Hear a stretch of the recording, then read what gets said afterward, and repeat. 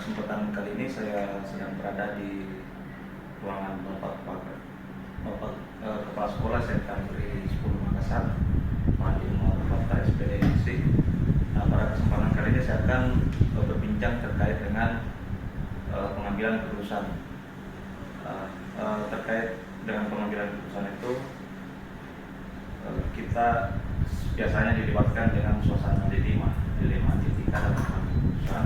Yang pertama, kemudian yang kedua, mungkin ada teknik-teknik pengambilan keputusan yang Bapak selama ini lakukan terkait dengan dilema etika yang dihadapi mungkin. Iya, jadi terima kasih karena sudah mau mewawancarai kepala sekolah terkait dengan pengambilan keputusan yang dilematis. Memang di top leader itu yang paling berat itu adalah bagaimana mengambil keputusan. Nah, kalau kita di SMK 10 Makassar ya khususnya, itu dalam proses pengambilan keputusan yang pertama itu tidak langsung serta-merta diambil kepala sekolah, tapi pasti ada informasi dari guru, dari wali kelas, atau jurusan Makasih. Setelah itu baru kita rembukan bersama-sama, tapi keputusan itu semua oleh kepala sekolah seperti itu.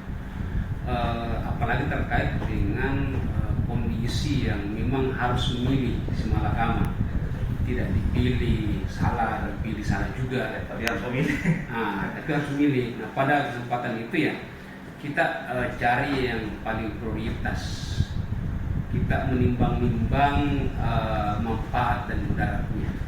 Nah, kalau misalnya memang harus berakibat buruk terhadap siswa, misalnya siswa dikeluarkan dari sekolah, ya kita harus mempertimbangkan dari semua sisi, dari guru, kemudian bagaimana masa depan tersebut. Dan kita ini kan cuma kita mendidik, kita juga keberpihakan kepada ya.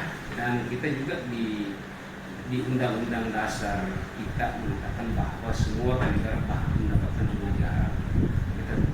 Makanya sangat sulit memang untuk pengambilan keputusan. Tapi kepala sekolah selalu punya trik bagaimana supaya semua terlayani dengan baik. Itu yang disebut dengan standar dan minimal. Kalau yang seperti itu banyak contoh-contoh yang kita sudah ambil dan kita selalu ada solusi. Orang tua puas, pihak sekolah juga ya puas dengan hasil keputusan yang kita ambil. Itu. Tadi Pak dimasakan bahwa melibatkan berbagai pihak, terutama yang terkait dengan masalah usul tersebut. Nah, selanjutnya Pak, dalam pengambilan keputusan itu, apakah ada semacam prosedur baku atau seperti apa? Kalau prosedural pengambilan keputusan itu bagi kita itu tidak ada yang baku, semua itu fleksibel, tergantung dari situasi dan kondisi pada saat mau mengambil keputusan. Ya.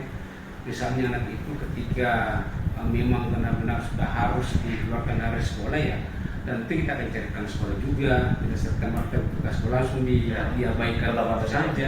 Nah, tetapi kita follow up sehingga anak itu betul-betul bisa terlayani sampai dia mendapatkan kembali tempat untuk bersekolah. Dan kita tidak mau juga ada anak putus sekolah gara-gara kita abaikan seperti itu. Artinya tetap keputusan ini selalu mengedepankan prinsip keberpihakan kepada siswa. Ya, karena prinsip kita mau memberdayakan siswa kita. Bagaimana siswa kita bisa melayani dengan baik sesuai dengan standar minimal dan itu digariskan di aturan-aturan undang-undang seperti itu. Mungkin seperti itu Pak. Terima kasih atas kesempatannya, waktunya dalam berbagi mengenai pengalaman tentunya beberapa tahun sebagai kepala sekolah, dan tentunya pengalaman berguna buat kami juga. Ini sudah banyak Insyaallah. Mungkin seperti itu. Terima kasih banyak Pak. Sukses Ya. Demikian, bila dari Balai. Wassalamualaikum warahmatullahi wabarakatuh. Waalaikumsalam.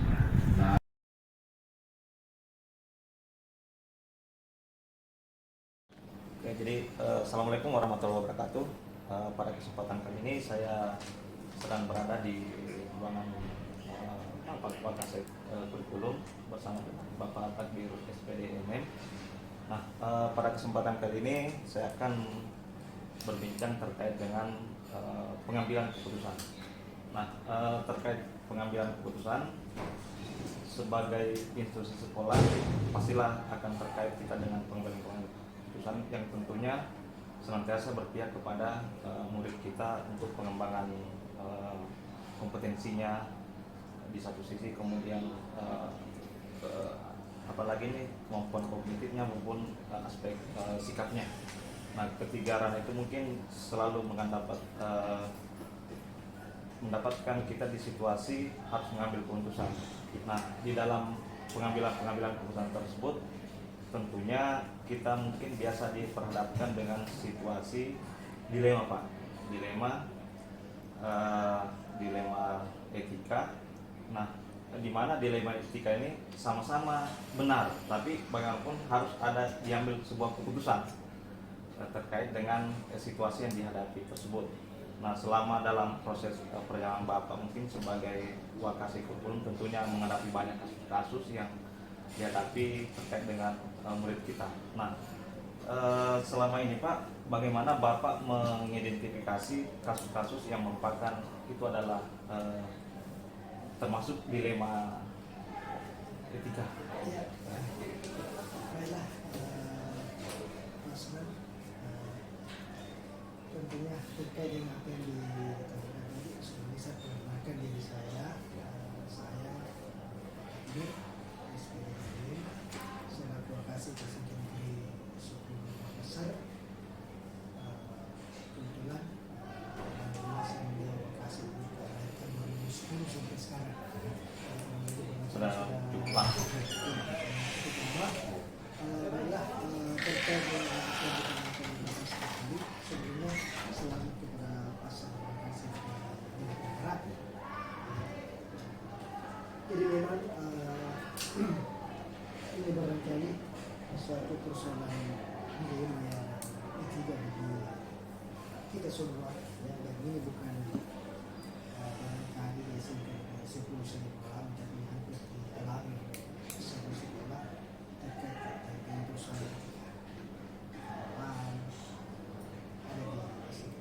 Ya memang kita tahu bersama ya bahwa pendidikan SMK memang beda dengan SMK.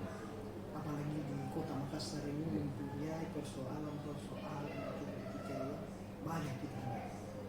Dekat dengan kota, jadi kan persoalannya memang kompleks, ya. Kompleks. Jadi di dalam pengambilan suatu keputusan tentunya di sini memang pengambilan suatu dilema. Di sinilah kita pandai-pandai tentunya mengambil suatu keputusan dan tentunya mengedepankan dulu tentunya ada aturan-aturan, terutama aturan akademik kita yang ada di Sertifikasi Suku ini. Nah, ini yang menjadi dasar kita, untuk mengambil suatu keputusan. Nah, terutama barangkali saya katakan tadi bahwa ini adalah SMK yang ada di kota. Ini memang semuanya dikatakan berat, ya ringan dikatakan ringan dan berat, karena berbagai aspek kemudian berbagai karakteristiknya kita hadapi terhadap murid. Contohnya barangkali, ya ini baru-baru kita melaksanakan. Kasus mungkin ada kasus Ya, yang barangkali saya baru keluar menyelesaikan kasus. Ada anak-anak kita yang iseng selalu mematikan mesin. Nah, ini kalau aturan itu kan itu sebenarnya termasuk pelanggaran. Satu pelanggaran yang berat. Dan itu penghinaan kepada guru. Karena guru sudah mengajar di matikan mesin. Kalau di poin itu 100 keluar. Ya. Nah, di situ letak di Di sini dilemanya kita. apa dipertahankan atau tadi ya kita melaksanakan suatu pertemuan semua usul, ya kita melakukan pertemuan yang tentunya ada beberapa pertimbangan. ya. Karena ini baru melakukan sekali sehingga ada bisa pertimbangan. Karena ini bagaimana mudah-mudahan bisa merubah dia punya ini sehingga selebihnya tidak melakukan sekali. Jadi yang kita lakukan membuatkan surat pernyataan dan tidak melakukan. Itu prosedurnya Pak. Itu prosedurnya.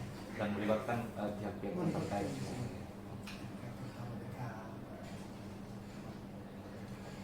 istilahnya mungkin ada faktor-faktor yang mempermudah Pak kita untuk mengambil keputusan itu. Ya, jadi kan dalam pengambilan suatu keputusan terkait dengan siswa kita selalu melaksanakan rapat dewan guru. Tentunya dengan pertimbangan kita semua mengambil